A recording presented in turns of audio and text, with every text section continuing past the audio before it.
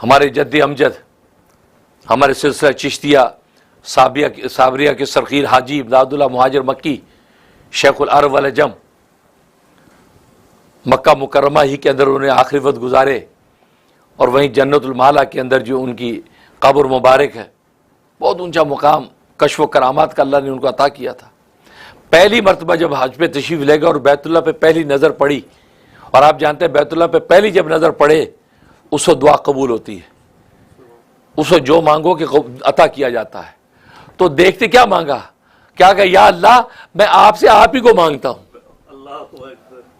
मैं आपसे आप ही को मांगता हूँ, आप अपना आप मुझे दे दिए, बस और कुछ नहीं चाहिए। और जाहिर है कि अल्लाह ने अपना आप उनको दे दिया तो सारी कायनात कदमों में आ गई। कोई जब बादशाहों को बादशाह मिल गया तो सारी बादशाही आपके पीछे। तो देखो उस वक्त उलमा ने लिखा, बड़ी सोच समझ के अच्छी दुआ करनी चाहिए। इमाम आज़म अबू हनीफा रहमतुल्लाह ताला जब वो पहुंचे तो उनकी नज़र पड़ी तो उन्होंने क्या मांगा, उन्होंने अल्लाहुम्मा अजअलनी मुस्ताजबल लिदावात, या अल्लाह मुझे मुस्ताजब दावत बना ले, जब भी दुआ मांगा करो कबूल किया करना। पक्का मुआहदा करवा लिया, पक्का मुआहदा करवा लिया, क्योंकि अभी तो क्या क्या मांगेंगे भाई, उस वक्त हैबत अजमत ऐसी होती है कि इंसान क्या क्या मांगेगा।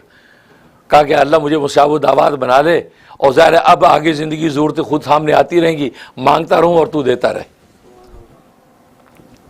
तो बादशाहों का बादशाह मिल गया, सारी बादशाही मिल गई। तो गोया कि अल्लाह तबारक व तआला का तकर्रुब, तो तकर्रुब की नौयत उस सूरत के एतबार से है, उस इबादत की वही सूरत आपको इख्तियार करनी पड़ती है, तो ज़ाहिर है कि फिर आपको वही हकीकत अता की जाती है।